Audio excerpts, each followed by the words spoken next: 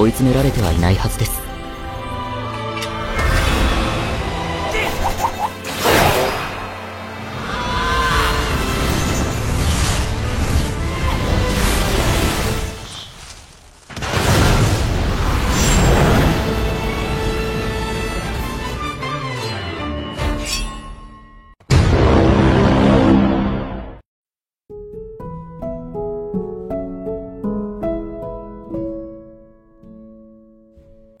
Oke, selamat datang kembali di channel Dunia Kita TV Official guys. Dalam video kali ini admin akan memberikan recap alur cerita anime berjudul Deathmatch Kara Hajimeru Isekai season ke-1-nya. Di mana anime ini menceritakan tentang seorang anak yang dipindahkan ke Isekai.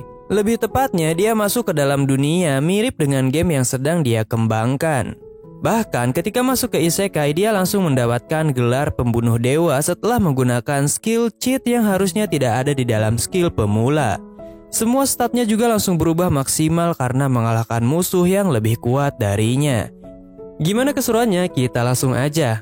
Tapi like, komen yang banyak dan subscribe dulu ya biar channel ini bisa tembus ke 100.000 subscriber tahun ini. Amin. Siapkan makanan, ambil posisi rebahan, kita langsung aja gaskan. Let's go.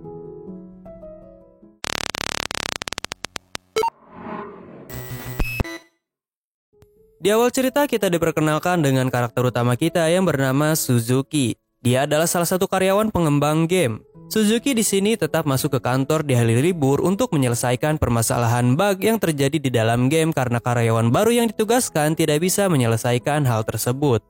Suzuki juga sering dimintai tolong oleh karyawan lain karena kemampuannya dalam programmer sangatlah hebat. Bahkan ketika semua orang beristirahat atau pulang, Suzuki di sini masih melakukan pekerjaannya dan memastikan tidak ada bug di dalam game tersebut. Hal ini tentu membuat pikiran dan tubuh Suzuki kelelahan karena overwork di perusahaan ini, karena setiap harinya selalu ada saja keluhan dari klien yang mengadu. Selanjutnya, saat makan siang, Suzuki di sini tidak sengaja melihat seorang anak kecil yang tersesat.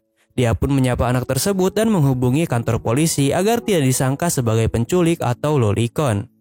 Untungnya, ibu dari si anak itu datang dan berterima kasih kepada Suzuki karena telah merawat anaknya yang terpisah tadi. Suzuki di sini sedikit terpesona dengan wajah ibunya yang cantik. Setelah balik lagi ke kantor, Suzuki di sini bahkan selalu lembur dan tidak pulang berhari-hari untuk menyelesaikan pekerjaannya yang selalu muncul lagi dan lagi. Akhirnya pekerjaan itu telah selesai dan Suzuki di sini ingin menikmati waktu tidurnya yang sangat berharga. Namun tiba-tiba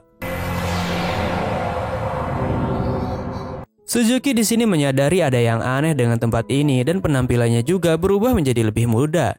Dia juga merasa ini adalah mimpi karena bisa melihat status bar seperti di dalam game yang diperbaiki sebelumnya. Statusnya saat ini masih menunjukkan level 1 dan nama yang ada di dalam status bar sama seperti nickname yang biasa Suzuki pakai, yaitu Satu. Tiba-tiba Satu menyadari ada musuh yang mendekat yang memiliki level 50-an ke atas berjumlah 300 lebih. Sato yang masih level 1 tentu tidak bisa mengalahkan mereka, namun dia ingat ada skill hujan meteor yang bisa dia pakai. Sato awalnya merasa santai, namun setelah terkena serangan dan merasakan sakit juga, dia pun menjadi panik karena bisa saja ini bukanlah mimpi. Alhasil dia menggunakan serangan hujan meteor itu untuk bertahan hidup. Hingga akhirnya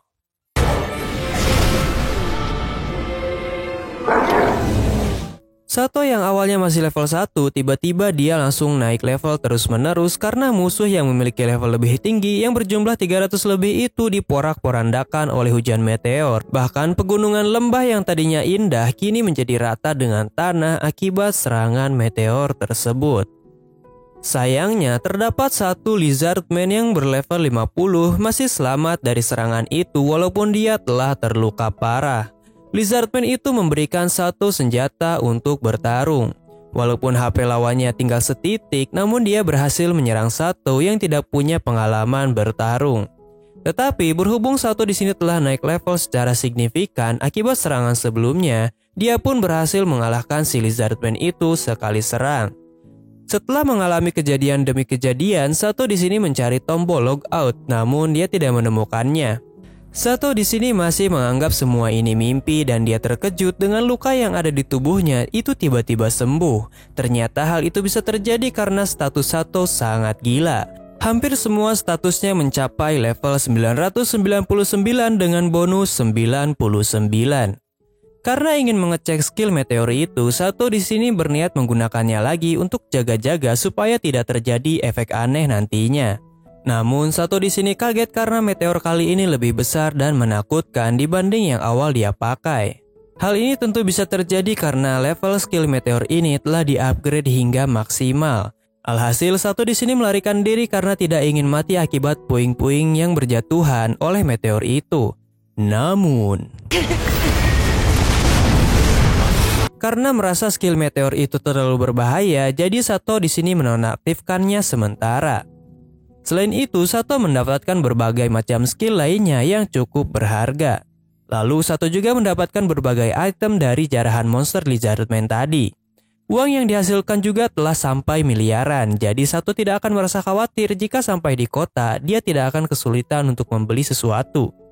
Sato di sini bahkan mempunyai item kantong air yang tidak akan pernah habis ketika dia pakai. Besoknya Sato di sini memutuskan untuk ke kota terdekat. Dia sangat menikmati perjalanan ini karena sebelumnya dia hanyalah budak kantoran yang tidak bisa melihat berbagai macam pemandangan seperti di sini. Namun saat mendekati kota, Sato di sini mendeteksi ada ratusan prajurit yang berlevel rendah.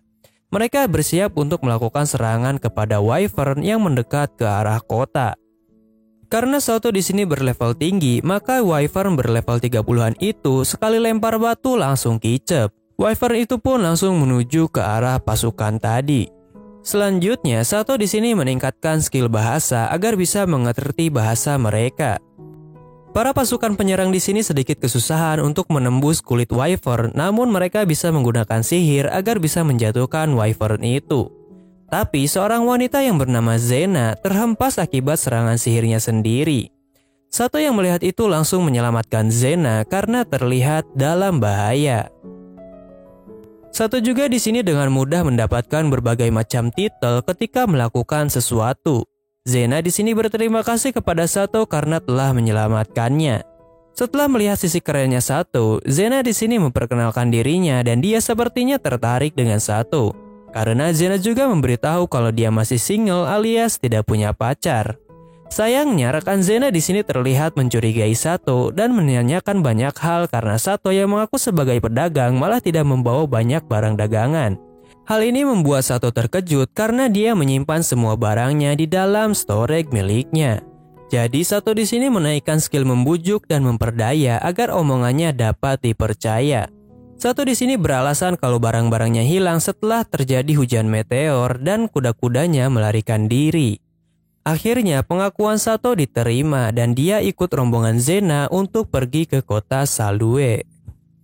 Di dalam perjalanan menuju kota, Sato menerima informasi yang cukup berharga di mana Wyvern yang dikalahkan itu memiliki material yang bagus untuk armor, namun dagingnya sangat tidak enak. Dia juga mengetahui jumlah penduduk dan peta wilayah kota Salue berkat skill yang dia miliki. Ternyata di dunia ini masih ada sistem perbudakan. Kemudian, setelah sampai di dalam kota, Sato dan Zena berpisah karena Zena harus melaporkan misinya terlebih dahulu. Tapi Zena di sini bersikeras akan kembali lagi untuk berterima kasih kepada Sato. Meskipun Sato berkata tidak usah memikirkan hal tersebut. Bisa dibilang rasa ketertarikan Zena sejak awal bertemu hingga sekarang semakin meningkat kepada Sato.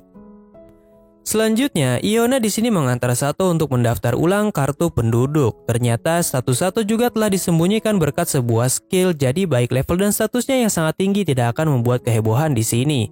Sato di sini diberikan visa untuk tinggal di kota ini selama 10 hari dan jika sampai dia tidak bisa membayarnya ketika tenggang habis, kemungkinan terburuknya Sato akan menjadi budak. Setelah berpisah dengan Iona yang menyarankan sebuah penginapan, Sato di sini dijepit oleh sesuatu yang indah oleh seorang perempuan yang bernama Marta. Meskipun masih umur 13 tahun, tapi barangnya sudah sangat bagus. Dia adalah anak dari penginapan yang dituju oleh Sato. Setelah memasuki penginapan, Sato disambut oleh Ibu Marta dan Sato di sini akan memesan kamar untuk 10 hari ke depan dengan biaya 2 koin perak. Sato memesan makanan sambil mendengarkan cerita tentang Raja Iblis dan pahlawan di masa lalu. Untungnya Raja Iblis itu telah dikalahkan, tapi ada rumor dari para pedagang kalau Raja Iblis telah bangkit kembali dan menyerang sarang naga di lembah dengan hujan meteor. Sato di sini merasa sedikit terkejut sekaligus lega karena Raja Iblis itu telah dikalahkan, sedangkan naga yang di lembah terkenal sering berhibernasi. Jadi manusia jarang melihat naga dalam kurun waktu yang cukup lama.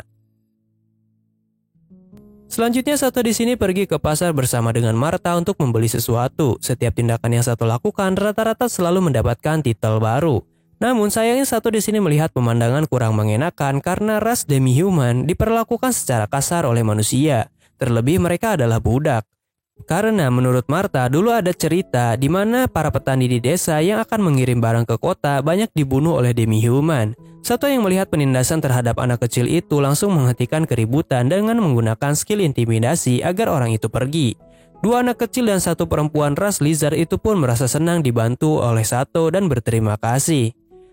Selanjutnya Sato di sini membeli sebuah topeng naga dan wig yang ditawarkan oleh salah satu pedagang. Sato juga memberikan Martha hiasan rambut sebagai hadiah karena telah menemaninya belanja. Dalam perjalanan pulang, Sato melihat seorang budak perempuan yang memiliki titel putri gila yang bernama Arisa. Setelah sampai ke penginapan, mereka disambut oleh seorang anak yang bernama Yuni. Sato awalnya ingin mandi, namun pemandian itu hanya berlaku bagi orang kaya saja di kota ini. Jadi orang biasa seperti Martha dan yang lainnya itu mandi di sumur. Karena itu, Sato di sini memesan makanan saja dan menikmatinya karena makanan di sini sangat enak menurut Sato. Sebagai pengembang game, dia merasa detail seperti ini akan sangat bagus jika diterapkan untuk para player. Setelah melalui perjalanan menuju kota dan mengalami banyak hal, Sato di sini mulai merasa kalau semua ini bukanlah mimpi. Karena baik itu rasa dari makanan atau sakit yang dia terima terasa sangat nyata waktu itu. Saat ini, Sato tidak bisa menemukan informasi yang diinginkan, lalu dia berniat mencari suasana baru sambil mencari informasi yang diinginkannya tentang dunia ini yang belum pernah dia lihat sebelumnya. Sato di sini ingin menikmati dunia ini lebih lama dan membuat tujuan baru untuk berkeliling dunia.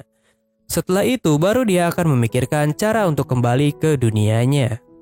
Besoknya, Sato dikunjungi oleh Zena yang ingin mengajak Sato pergi untuk berkeliling kota.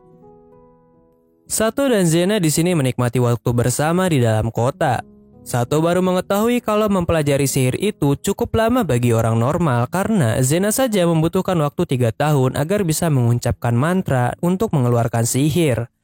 Namun saat membeli makanan, baju Zena di sini kotor karena disenggol oleh anak kecil. Terdapat seorang penyihir yang menawarkan jasa untuk membersihkan kotoran itu menggunakan sihir air dan angin. Tidak disangka, Sato di sini bisa mempelajari sihir itu hanya dengan merasakan dan melihat sihir itu bekerja yang normalnya menurut Zena itu 3 tahun untuk mempelajari sihir. Setelah itu, Sato di sini membeli salep serbaguna yang bisa mengobati penyakit kulit ringan untuk ibu penginapan. Lalu Sato diajak Zena berkunjung ke sebuah kuil dan di sana terdapat sebuah lukisan pahlawan pertama yang melawan iblis. Sato juga diperkenalkan dengan pendeta kenalan Zena yang bernama Orna. Karena Sato selalu mendapatkan berbagai macam titel, dia pun memeriksa apakah dia mendapatkan titel pahlawan atau tidak. Namun yang mengejutkan, Sato di sini dapat titel pembunuh dewa, pembunuh naga, dan yang lainnya. Berkat hujan meteor itu, Sato di sini sudah seperti dewa itu sendiri karena kekuatannya sudah mencapai stat maksimal semua. Selanjutnya, Sato melihat menara-menara yang ada di benteng ini untuk menghalau serangan dari udara. Terkhusus wyvern atau naga yang ingin menyerang tempat ini, maka tempat itu bisa dijadikan pertahanan sekaligus penyerangan. Sayangnya, salah satu menara itu hancur akibat serangan naga 2 tahun lalu. Diketahui kalau para pahlawan juga datang ke dunia ini karena dipanggil oleh sesuatu sihir, namun hal itu belum terjadi lagi sejak 66 tahun yang lalu.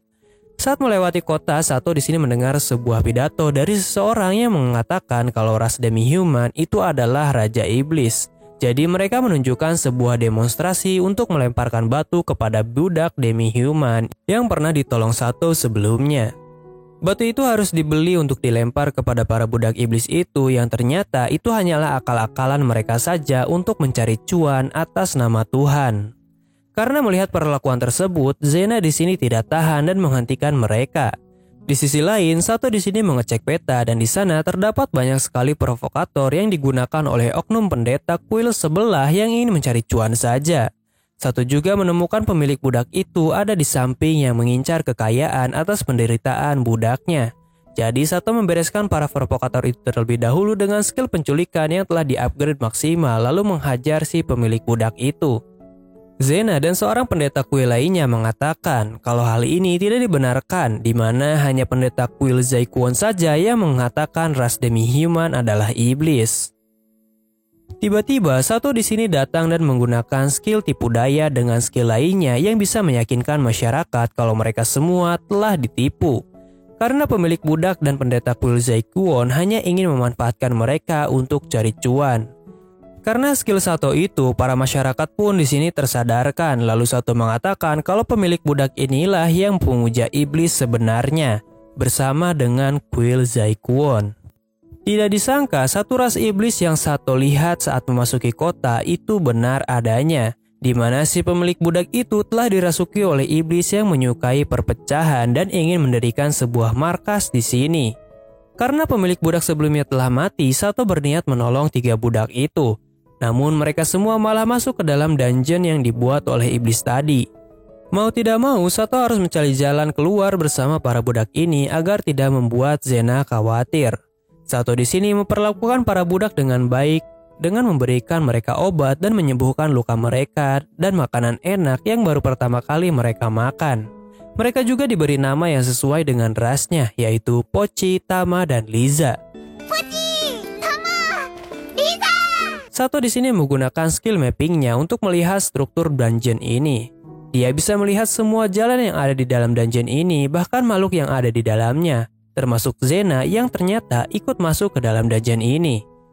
Dengan ini seharusnya menemukan jalan keluar itu akan mudah. Saat Sato akan keluar, Pochi, Tama, dan Liza di sini panik karena takut ditinggalkan. Namun Sato di sini tidak sejahat itu dan menenangkan mereka kalau mereka tidak akan ditinggalkan. Sato di sini memberikan perintah juga untuk tidak menyerang musuh jika tidak diperintah. Kemudian Sato di sini memberikan pedang kepada Liza yang memiliki skill bertarung walaupun levelnya masih rendah. Selanjutnya Sato di sini mendeteksi adanya monster, namun dia masih belum familiar dengan monster dan sedikit ragu meskipun levelnya telah sangat tinggi. Liza di sini memberikan saran untuk pergi diam-diam selagi serangga itu memakan manusia atau mengalahkannya dari belakang. Jadi Sato di sini membulatkan tekad untuk melawan monster itu dengan pistol sihir yang telah ditingkatkan ke level maksimal.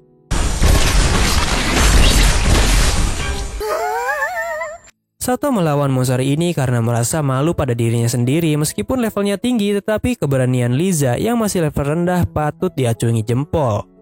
Liza di sini mengambil core dari monster tersebut yang telah dikalahkan Sato untuk dijual. Kemudian Sato di sini membuat senjata yang cocok untuk Liza, yaitu tombak. Setelah itu mereka pun pergi ke tempat selanjutnya. Kerjasama antara Sato dan yang lainnya juga sangat bagus karena Sato bisa mengarahkan mereka dengan baik. Sato juga ingin memberikan mereka XP karena telah membantu mengalahkan monster, jadi dia melibatkan semuanya. Setelah melewati beberapa pertarungan, Pochi, Tama, dan Liza berhasil level up walaupun sedikit. Tidak lama dari itu mereka menemukan sebuah rumah yang berisi banyak buku dan alat-alat sihir lainnya yang berguna untuk dibawa ke dalam dungeon ini. Karena telah berhasil mengalahkan monster kodok ini, Liza di sini ingin memasaknya karena daging itu bisa dimakan. Sato mengizinkan hal itu dan ternyata rasanya mirip seperti daging ayam. Setelah bebersih, mereka pun istirahat sejenak untuk memulihkan stamina mereka yang seharian ini terus bertarung. Tidak lama dari itu, Sato di sini berhasil menemukan sebuah sarang serangga yang ternyata di dalamnya masih ada manusia. Jadi Sato menyelamatkan mereka. Di antara mereka ada seorang pria yang memandang rendah ras setengah binatang yang menghina Pochi, Tama, dan Liza sebelumnya. Karena berbuat seenaknya, Sato di sini tidak ingin menyelamatkan pria itu. Tapi salah satu bangsawan yang diselamatkan Sato tetap menyelamatkan orang itu dan memberikan sebuah intimidasi kepada pria yang mengancam Pochi tadi. Setelah berjalan beberapa saat, Sato mendapatkan informasi dari Tama kalau ada pertarungan di depan. Jadi Sato memerintahkan Pochi, Tama, dan Liza untuk membantu para manusia itu. Si pria kasar ini merasa pede bisa mengalahkan slime karena memiliki senjata. Namun dia malah menjadi beban dan dibantu oleh Liza dan Pochi.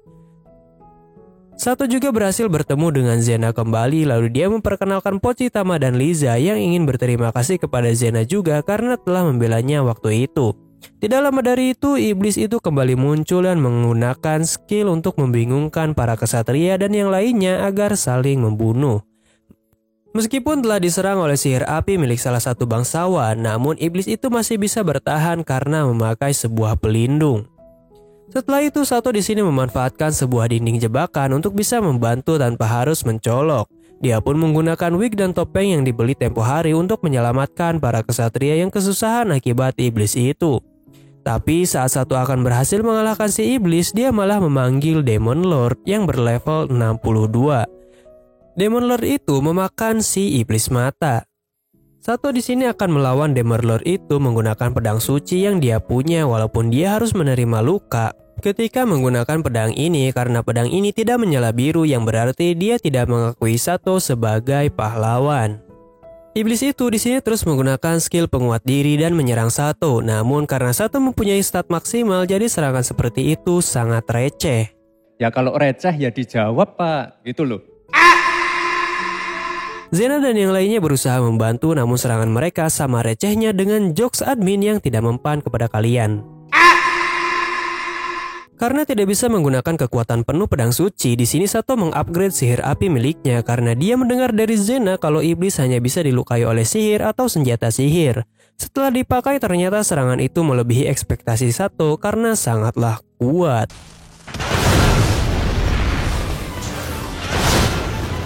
Selanjutnya, Sato di sini menggunakan sebuah katana untuk mengalahkan iblis itu karena pedang suci tadi tidak bisa dia gunakan. Tapi katana ini bisa digunakan oleh Sato sebab dia mempunyai titel pembunuh dewa, yang berarti makhluk setingkat dewa saja bisa dia kalahkan. Maka monster iblis tingkat tinggi yang ada di hadapannya itu bisa disabet dengan mudah.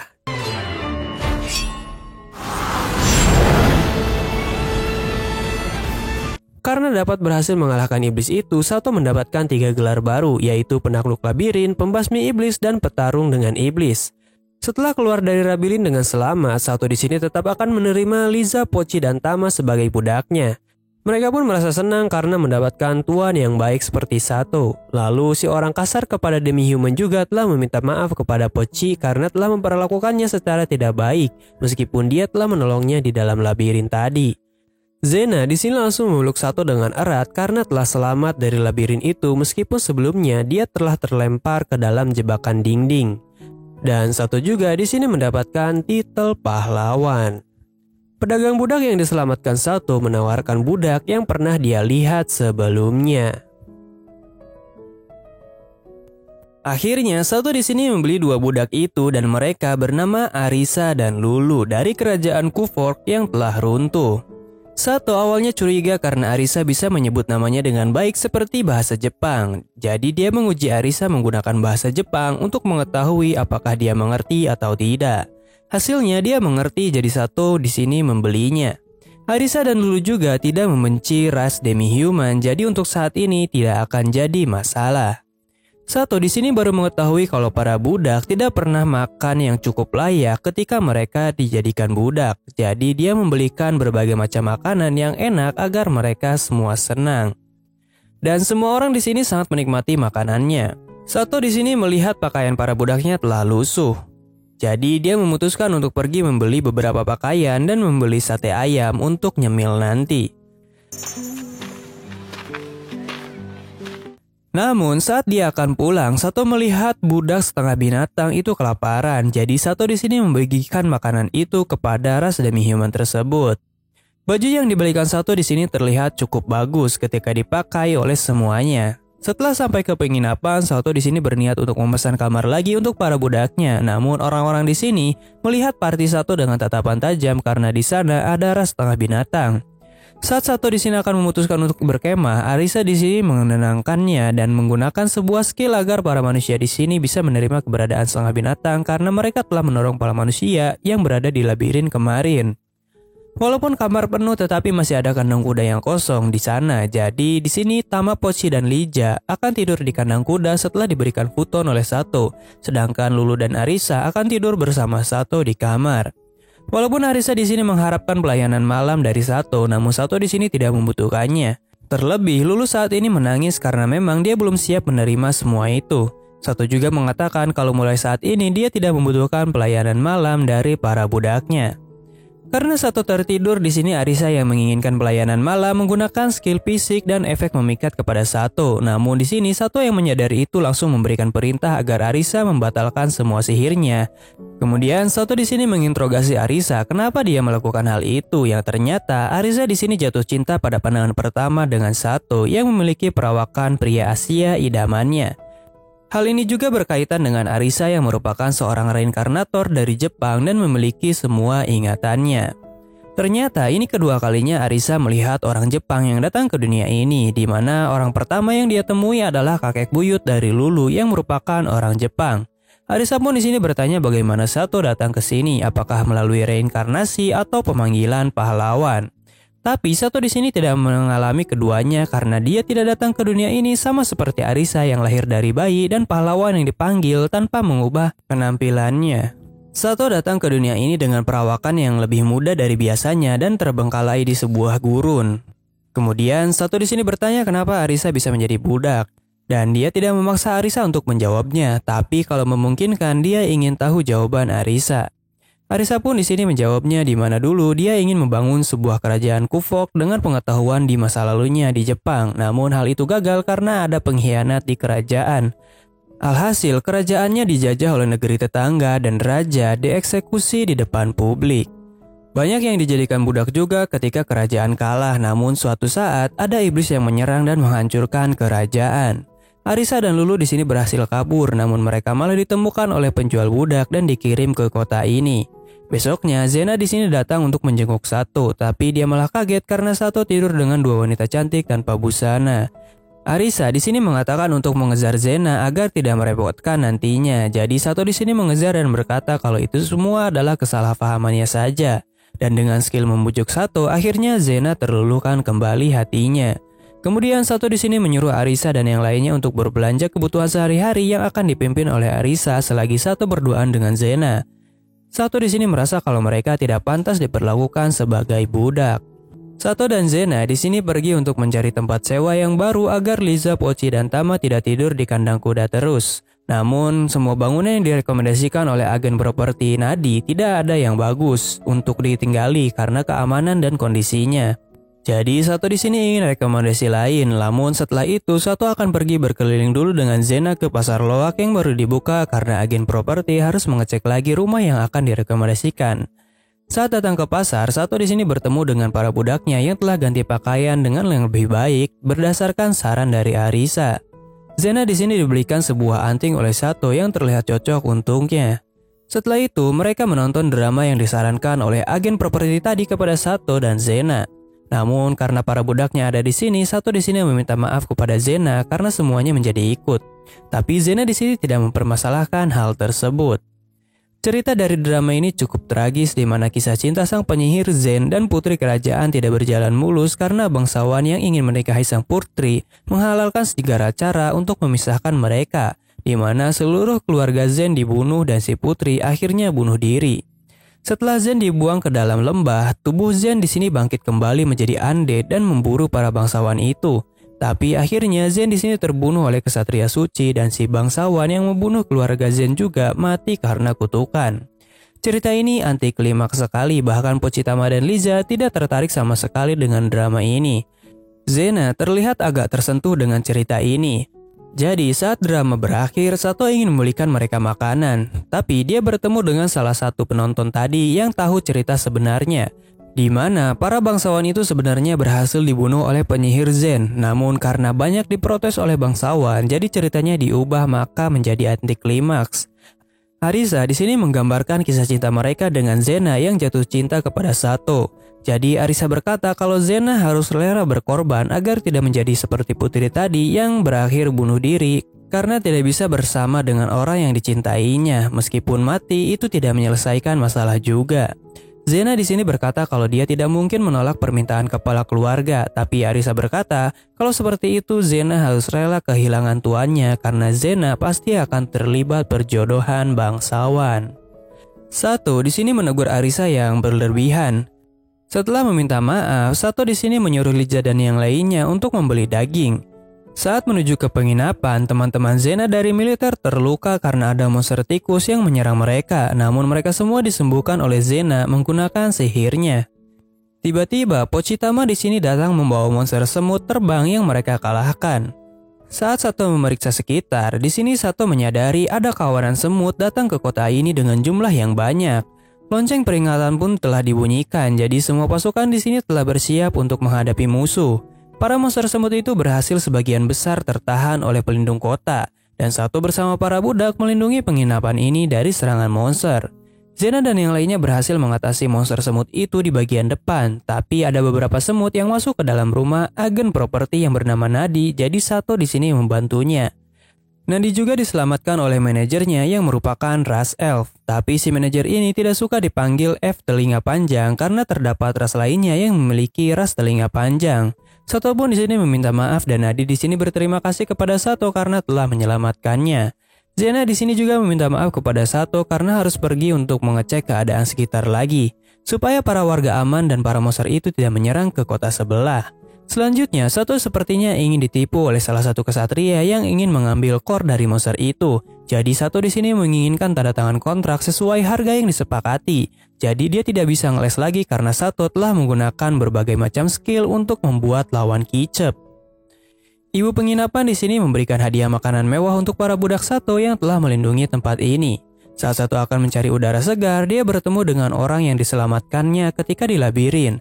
Lalu Sato diajak minum sake, tapi malah bablas melakukan hohohihi dengan para pelayan. Ketika pulang, Sato di sini melihat ada monster yang menyerang seseorang, jadi dia membantu mereka dengan mengalahkan monster bayangan itu. Ternyata orang yang ditolong oleh Sato itu adalah ras tikus yang dibicarakan oleh para penjaga waktu siang tadi. Tapi Sato di sini akan menyelamatkan mereka karena ada seseorang yang dipanggil putri oleh ras tikus ini. Sato membawa mereka ke rumah manajer properti karena orang yang diangkutnya ternyata adalah seorang anak perempuan yang memiliki ras elf bernama Mia yang manajer kenal. Mia di sini melihat kalau di sekitar Sato terdapat banyak cahaya indah, sedangkan penjaga Mia yang terluka di sini semakin parah. Jadi Nadi dan Sato akan memanggil pendeta untuk menyembuhkannya. Besoknya, Sato kembali mengunjungi tempat Nadi kembali dan manajer Yusara Toya atau kita singkat aja Yuya biar gampang nyebutnya. Ternyata Mia di sini tumbang karena kehabisan mana. Jadi manajer Yuya di sini mentransfer mana miliknya agar keadaan Mia membaik. Meskipun begitu, mana milik manajer masih belum bisa menyembuhkan Mia sepenuhnya. Mia ingin diberikan mana potion, tapi harga potion itu mahal. Jadi yang bisa mereka lakukan saat ini adalah beristirahat atau pergi ke tempat sumber daya mana yang besar agar dia cepat pulih. Mia di sini memiliki kemampuan khusus di mana dia bisa melihat roh. Jadi yang dia lihat kemarin di mana Sato berkilauan itu karena banyak roh yang mengelilingi Sato. Meskipun Sato tidak mengetahui apakah dia pengguna roh atau tidak, sebab dia tidak pernah bertemu dengan roh atau menggunakannya. Sato di sini menanyakan bagaimana bentuk roh itu kepada Mia, namun Mia tidak bisa menjelaskannya secara baik kepada Sato yang malah semakin bingung. Jadi Sato di sini akan menanyakan itu kepada manajer Yuya nantinya. Ketika pulang, Sato diawali oleh Arisa yang mengetahui kalau Sato pergi ke rumah bordil kemarin, padahal dia punya budak imut seperti Arisa yang bisa digunakan. Tapi Sato menghentikan kecerewetan Arisa lalu memberikan obat kepada Lulu yang masih tidak enak badan. Sato di sini menceritakan kalau kemarin dia bertemu dengan ras setengah binatang yang kesusahan jadi dia menolongnya. Kemudian Pochitama dan yang lain sedang belajar untuk membaca dan menghafal tulisan yang dibuat menjadi kartu untuk pembelajaran dari pedagang kemarin. Sato juga ikut mengajari mereka agar cepat mengerti. Setelah itu mereka makan siang dan berniat untuk mengunjungi Mia karena Sato telah menceritakan yang terjadi kemarin kepada semuanya. Pochitama dan Arisa di sini langsung akrab dengan Mia karena dia sangat imut. Namun Mia di sini sepertinya ingin terus-menerus menempel dengan Sato karena dia mempunyai aura yang menenangkan.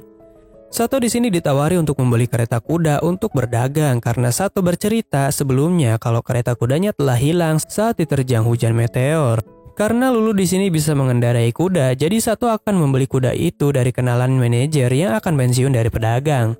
Namun Sato di sini kurang hati-hati sebab langsung setuju saja tanpa melihat harganya. Jadi dia akan lebih berhati-hati lagi ke depannya. Seperti biasa, apapun yang dilakukan Sato, dia selalu mendapatkan skill baru atau titel baru yang kayak nge-cheat. Saat ini mereka sedang latihan untuk berkemah supaya ketika di luar mereka bisa melakukan job desk masing-masing. Setelah makan dan santai bersama di latihan perkemahan ini, Sato didatangi oleh ras budak binatang yang sempat ia berikan makanan ketika itu. Mereka memberikan buah-buahan dan biji-bijian kepada Sato sebagai rasa terima kasih karena diberikan makanan. Karena Sato di sini tidak bisa menerima makanan pokok mereka yang kesusahan untuk cari makan, jadi Sato membalas mereka dengan memberikan sebuah daging kepada mereka, walaupun Pochi dan Tama ingin daging juga. Mereka pun merasa senang atas pemberian Sato, lalu pergi untuk membagikan daging itu kepada rekan-rekannya. Selanjutnya, Sato yang telah memberi kereta langsung pergi mempelajarinya bersama Lulu. Namun Lulu yang emang kurang bisa dekat dengan laki-laki, dia menjadi sedikit kaku di dekat Sato. Sato di sini mencairkan suasana dengan topik yang pas diobrolkan dengan Lulu, jadi dia mulai banyak cerita. Sato juga saat ini bisa mempelajari mengendarai kuda supaya mulus jalannya. Tuk tik tak tik tuk, sorry guys.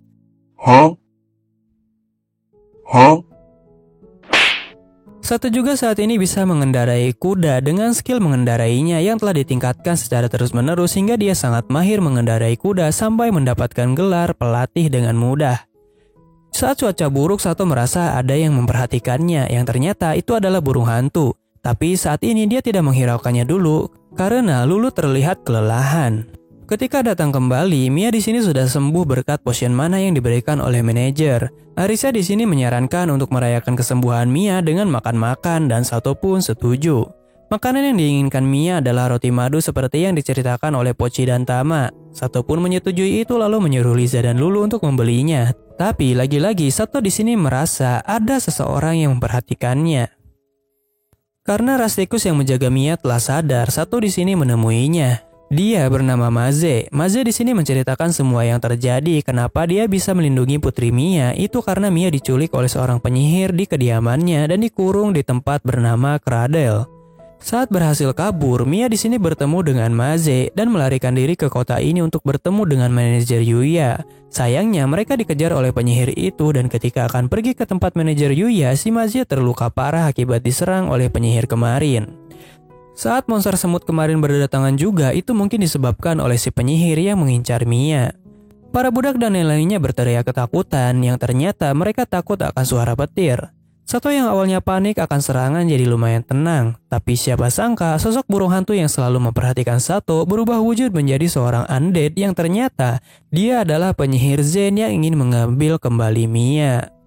Zen merupakan sosok penyihir yang diceritakan di dalam pentas drama kemarin. Dia menggunakan skill fisik untuk melumpuhkan semua orang. Untungnya, Sato di sini berhasil bertahan berkat bantuan skill fisik Arisa, jadi dia mengaktifkan skill daya tahan. Meskipun level Zen saat ini 41, namun kekuatannya bisa mempersulit Sato yang mempunyai level 300-an.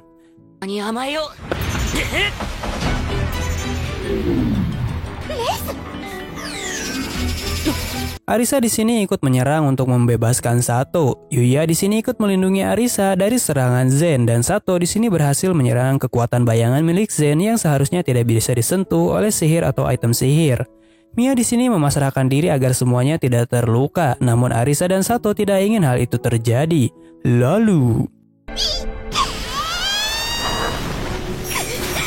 Arisa hampir saja membunuh Zen, namun serangannya berhasil ditahan dan Arisa tumbang karena kehabisan sihir setelah menggunakan kemampuan unik tadi.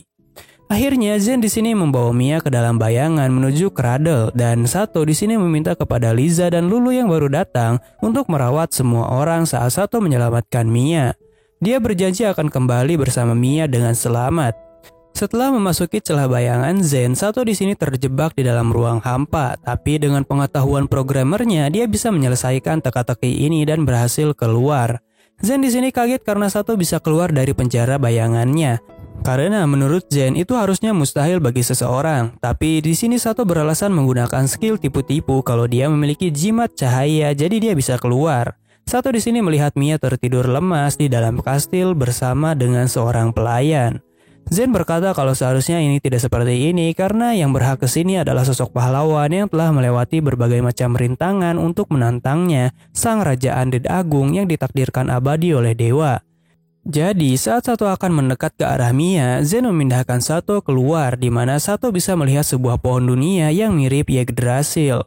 Sato memeriksa tempat ini yang ternyata masih dekat dengan tempat bangsawan yang dia ketahui, jadi tidak akan masalah untuk bisa kembali pulang.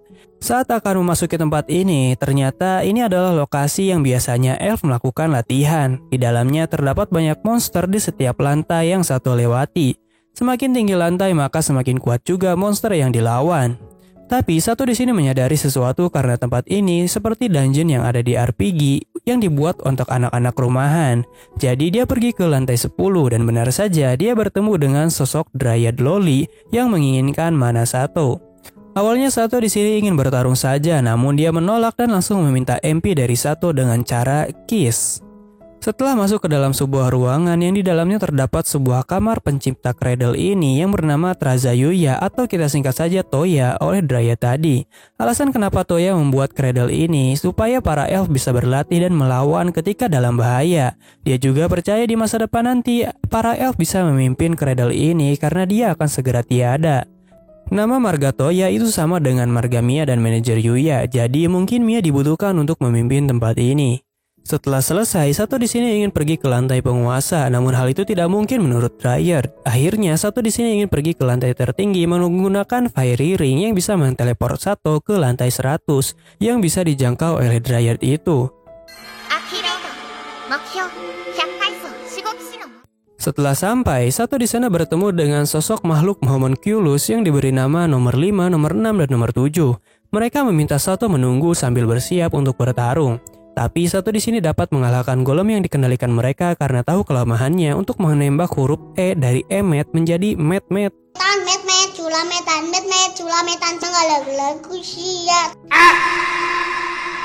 Mereka bertiga berbicara sangat kaku dan datar, namun karena golemnya berhasil dikalahkan, nomor 5 dan nomor 6 pergi melarikan diri untuk memberitahu penjaga lantai lainnya supaya bisa bersiap-siap karena ada orang berbahaya yang datang.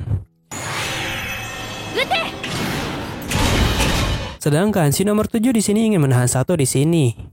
Tapi dia langsung tumbang dengan satu serangan. Sato merasa tidak boleh meninggalkan gadis cantik sendirian di sini. Ya, gadis cantik dan besar mochinya. Jadi Sato di sini membawanya ke sebuah ruangan untuk diistirahatkan selagi Sato melihat item-item yang ada di ruangan tersebut dan mengambil beberapa.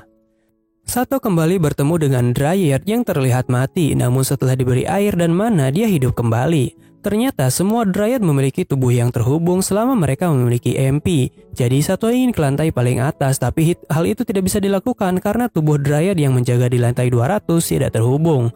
Jadi Sato hanya bisa pindah ke lantai 180 saja. Di sana Sato melawan monster dengan sebuah kapak hingga dia tidak sengaja melubangi bangunan di sana. Setelah melihat keluar, Sato bisa melihat pemandangan sunset yang indah dari ketinggian. Tidak lama dari itu, Sato telah sampai di lantai penguasa, tempat Mia dan Zen berada. Zen di sini tidak menyangka kalau Sato bisa datang ke sini dengan waktu yang sangat singkat. Jadi dia berkata kalau Sato bisa mengalahkan para bawahannya di sini, maka dia akan memberikan sebuah pedang suci pahlawan yang bisa membuat Sato menuju kejayaan. Sato di sini berkata kalau Zen menyerahkan Mia secara baik-baik maka mereka tidak perlu bertarung. Namun Zen berkata kalau itu tidak mungkin dan Zen memberikan buff kepada para bawahannya termasuk Sato agar dia tidak mati. Mau tidak mau Sato harus mengalahkan mereka dan dia tidak sedikit pun kesusahan untuk membuat semuanya tumbang.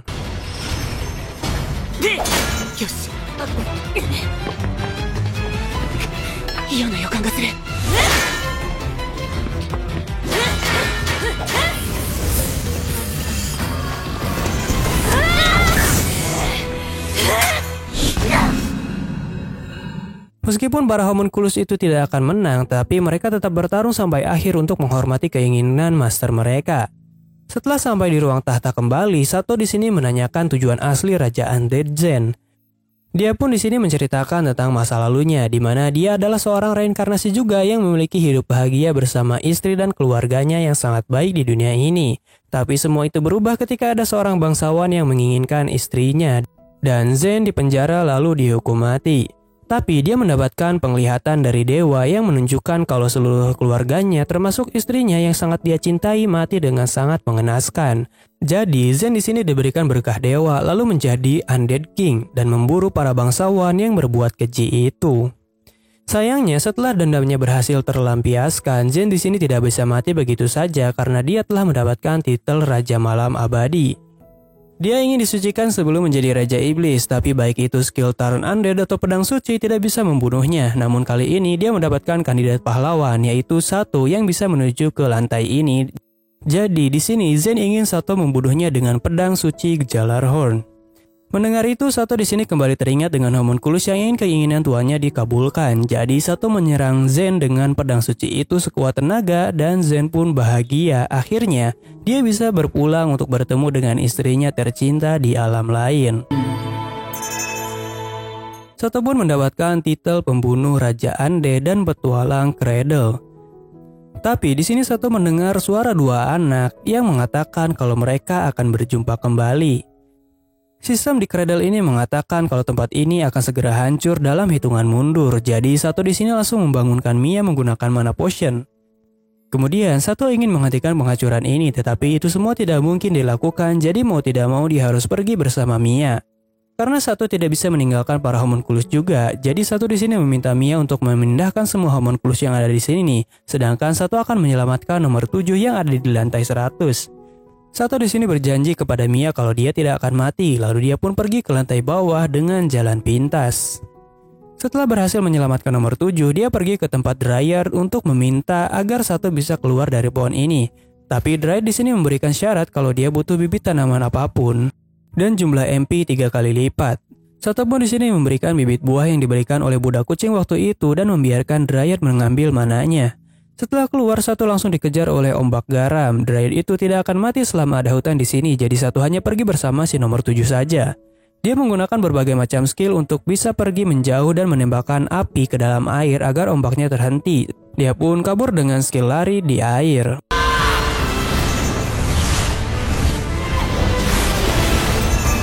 Setelah berhasil selamat, Sato di sini melihat Cradle itu hancur. Setelah Sato kembali, dia langsung dipeluk oleh para budaknya yang sangat mengkhawatirkan Sato.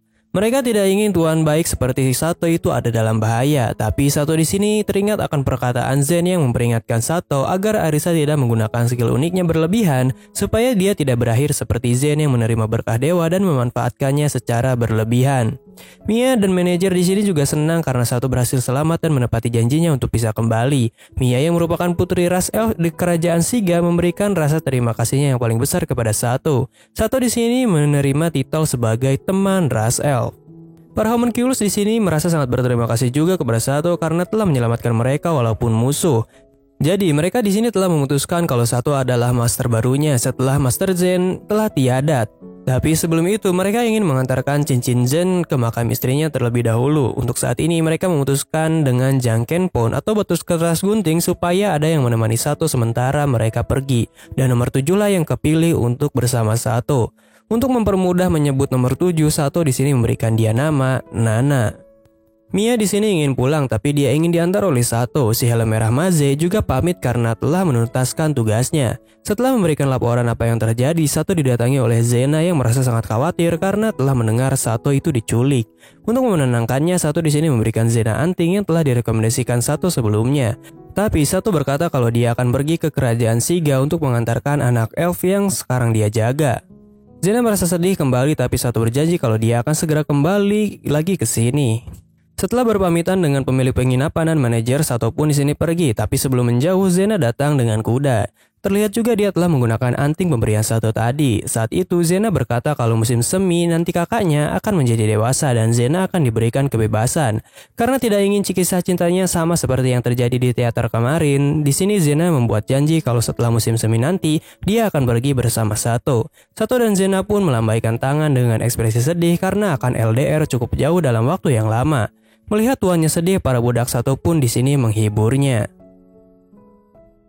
Sato di sini memulai perjalanan dengan santai melewati berbagai macam tempat dan pegunungan. Saat istirahat, Sato memperbaiki bantal yang dipakai oleh para budaknya karena jerami di dalamnya suka nusuk. Sato juga membuat boneka untuk semua orang dengan keterampilan menjahitnya yang telah di-upgrade. Lalu mereka makan bersama, tapi Mia di sini yang merupakan ras elf tidak bisa makan daging. Setelah makan, Liza di sini membuat cemilan untuk di jalan. Kemudian Arisa di sini menawarkan untuk menyimpan makanannya itu di dalam item box miliknya seperti di dalam game. Jadi mereka bisa makan kapan saja. Berbeda dengan story Sato yang tidak memerlukan mana, tapi item box Arisa di sini memerlukan mana. Sato di sini berniat akan mencari tahu lebih dalam lagi apa kelebihan dan kekurangan dari storage miliknya. Saat Sato di sini meminta Pochitama dan Arisa untuk menyelidiki sebuah bebatuan di sekitar, Sato dan yang lainnya tertarik untuk mempelajari musik yang dihasilkan oleh daun dengan ditiup oleh Mia. Tapi hanya Sato saja yang menghasilkan suara jelek walaupun keterampilan musiknya telah di-upgrade maksimal. Mia pun di sini tidak mengizinkan Sato untuk menggunakan musik lagi. Arisa di sini mengajak Sato ke dalam sebuah bebatuan itu karena menemukan sesuatu. Ternyata bebatuan itu adalah reruntuhan gerbang kuil seperti yang ada di Jepang dan Sato di sini mengingat sesuatu tentang ingatan masa kecilnya, di mana dia melihat wanita berambut warna-warni yang menari tarian Kagura. Dikatakan tarian Kagura dilakukan kepada dewa yang jatuh cinta kepada manusia. Wanita itu berkata kalau Suzuki Ichiro alias Sato akan selalu bersamanya dimanapun dia berada. Karena melamun terus di sini Arisa menyadarkan Sato. Kemudian Sato di sini berkata kalau ini adalah sebuah gerbang portal perjalanan yang rusak. Karena mustahil untuk diperbaiki, jadi Sato berkata untuk kembali untuk melanjutkan perjalanannya. Ketika merasa santai, di sini Sato mengecek storage-nya yang ternyata semua peninggalan Zen telah masuk ke dalam inventory-nya. Jadi dia mengecek dulu buku sihir dan tulisan yang ada di dalamnya karena cara kerja sihir itu sendiri mirip dengan sebuah pemrograman. Sato di sini berniat untuk mempelajari sihir sehari-hari agar bisa membasuh kotoran yang menempel, tapi sihir itu ternyata lebih rumit dari kelihatannya. Jadi Sato di sini membuat sihir baru untuk bisa menggunakan sihir sehari-hari. Namun karena Arisa di sini melihat Sato melamun lagi dengan tatapan kosong, jadi dia menggunakan trik gemoy. Mia yang melihat itu berkata kalau Sato mesum dan tidak boleh melakukan itu sebelum menikah. Sato di sini mendeteksi kalau para kesatria tikus yang dicari oleh Maze waktu terpisah untuk melindungi Mia ternyata ada di sini. Dan mereka akan dijadikan budak, jadi Sato di sini membeli mereka untuk membebaskannya. Mia dan pasukan tikus ini berterima kasih kepada Sato karena telah membebaskan mereka. Setelah itu, Sato di sini memutuskan untuk istirahat malam ini. Setelah mendapatkan binatang buruan oleh Tama, mereka pun ingin menyiapkan makan malam. Tapi Sato di sini melihat pakaian Tama dan Pochi kotor, jadi dia ingin menggunakan sihir sehari-hari yang akan dibantu oleh Mia. Saat malam hari, Sato di sini mencoba berbagai macam fungsi storage miliknya yang berbeda dengan Mia, tapi hampir semua percobaannya tidak sesuai ekspektasi dan hanya bisa menyimpan benda tanpa kehabisan mana. Lalu bisa memisahkan sesuatu yang tidak bercampur langsung seperti air dan garam dan lain-lain. Tapi hal yang membedakan lainnya adalah storage kondisinya tidak terpengaruh oleh waktu dan item box memiliki kondisi sebaliknya. Jadi Sato di sini menyimpan makanan hangat di storage-nya agar tidak dingin kembali ketika ingin dimakan. Dalam perjalanan, Sato di sini kembali bertemu dengan Maze yang telah mengubur rekan-rekan tikus yang telah mati untuk melindungi Mia. Mia pun di sini memberikan sebuah berkah dan berdoa kepada semua orang yang telah gugur untuk melindunginya. Maze di sini memberikan item bel buatan elf yang menandakan kalau Sato telah menjadi rekan manusia tikus.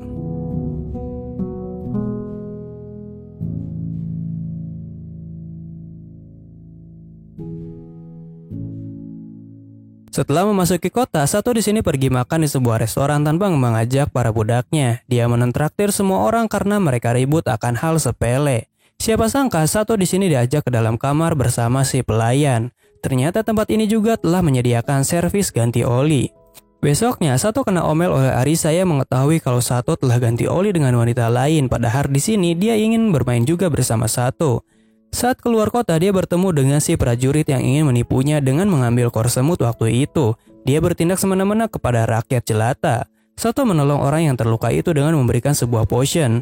Karena partinya juga akan butuh potion, jadi Sato di sini mencoba untuk membuat potion itu sendiri.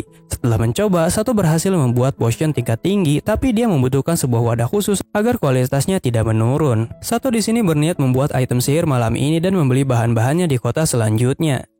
Saat di perjalanan, Sato di sini menyadari kalau tidak semua peta terbuka seperti di tempat awal. Setelah sampai kota, Sato di sini pergi bersama Liza untuk mencari toko alkemis agar dia bisa membeli botol potion. Namun sayangnya, botol itu telah dibeli semua oleh orang sebelum Sato yang telah membawa surat perintah wakil raja. Jadi Sato hanya bisa membeli beberapa bahan lain untuk potionnya. Setelah menyuruh Liza kembali, Sato di sini balik lagi ke toko alkemis dengan membuat pertukaran core monster dengan gulungan sihir. Perdagangan antara core monster dilarang di negeri ini, jadi Sato menyamar agar tidak ketahuan. Kemudian Sato di sini menggunakan semua gulungan sihir itu dan mengupgrade-nya. Selanjutnya, saat Sato mengecek jalan yang tidak ada di peta, tiba-tiba dia masuk ke dalam hutan ilusi dan diserang oleh penyihir bocil. Tapi Sato di sini tidak ingin ribut dan meminta maaf kepadanya. Saat si bocil ini ketakutan karena serangannya tidak mempan kepada Sato, tiba-tiba seekor burung gereja besar datang menindihnya. Ternyata dia adalah guru dari si bocil ini yang tiba-tiba menunduk di hadapan Sato karena dia melihat sebuah lonceng pemberian Maze yang menandakan Sato adalah rekan dari para elf yang bermarga Bolenan.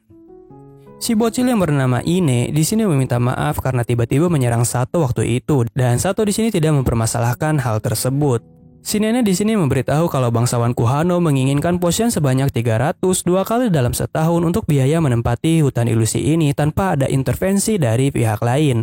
Kemudian Sato di sini diajari cara pembuatan potion oleh si nenek, lalu diantar pulang dengan cara menunjukkan jalan keluar menggunakan sihir.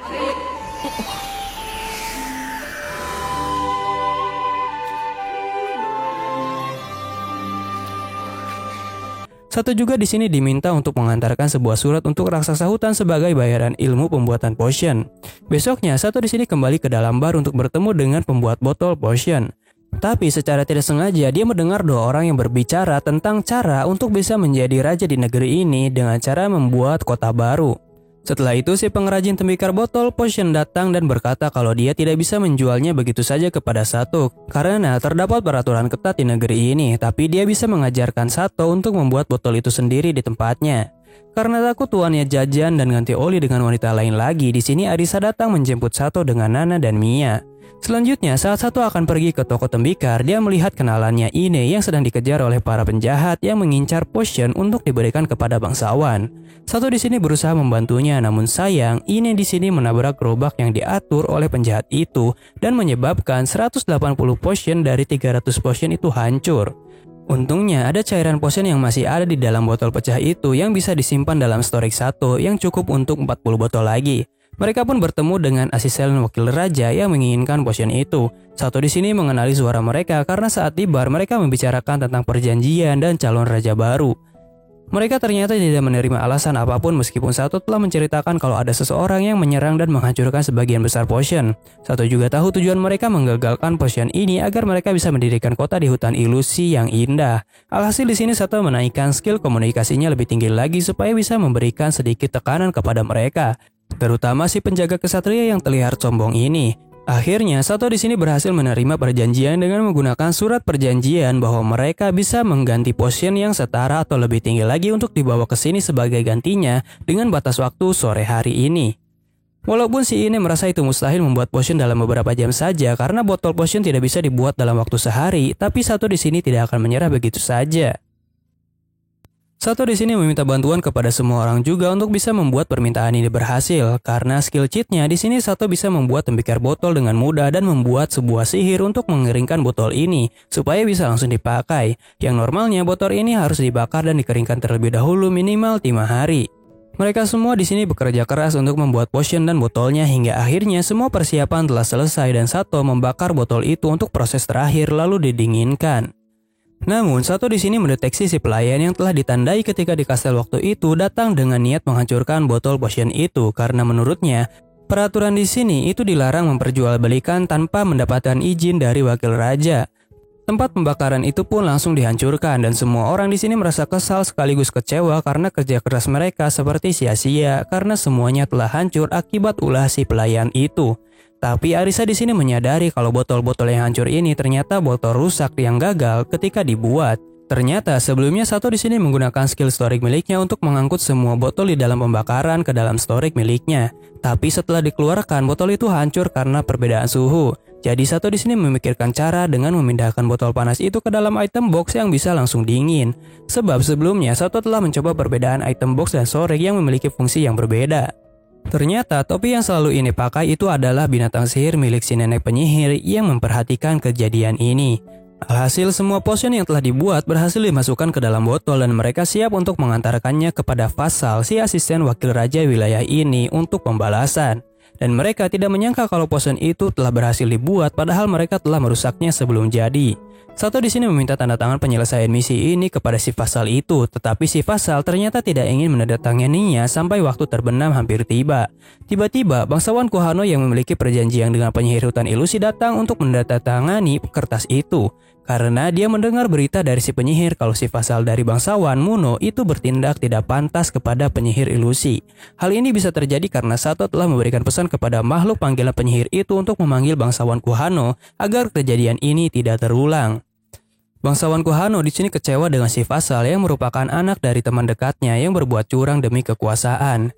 Dan si Vassal yang kecewa karena rencananya gagal, dia pun menggunakan sihir penyerang, tapi sihir itu berhasil dihalau oleh bangsawan Konoha. Saat si Vassal di sini akan dieksekusi, Sato di sini menghajar Vassal dan pelayannya karena dia tidak ingin ada pertumpahan darah di hadapan anak kecil. Bangsawan Konoha di sini jadi tahu teman si penyihir ternyata sangat terhormat.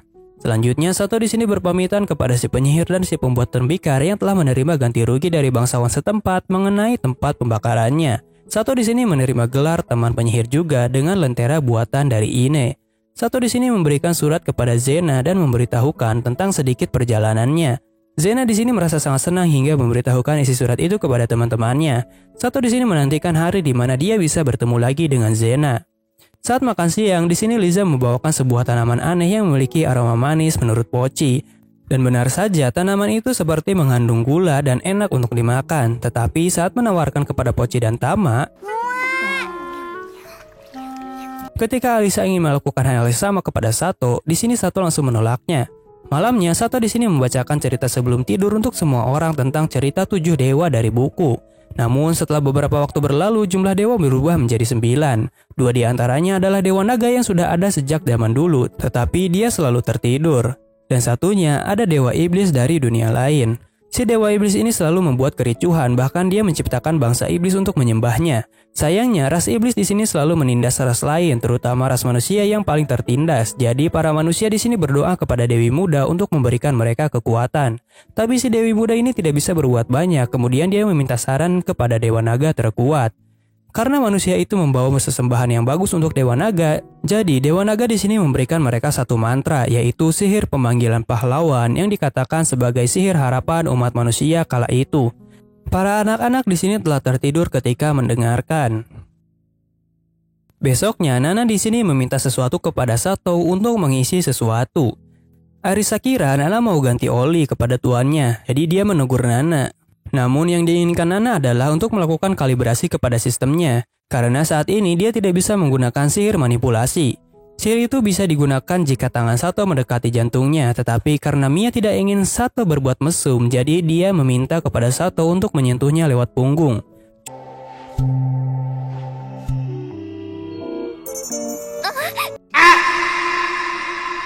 Waktu sarapan pun tiba dan film pun berakhir guys untuk season ke-1-nya.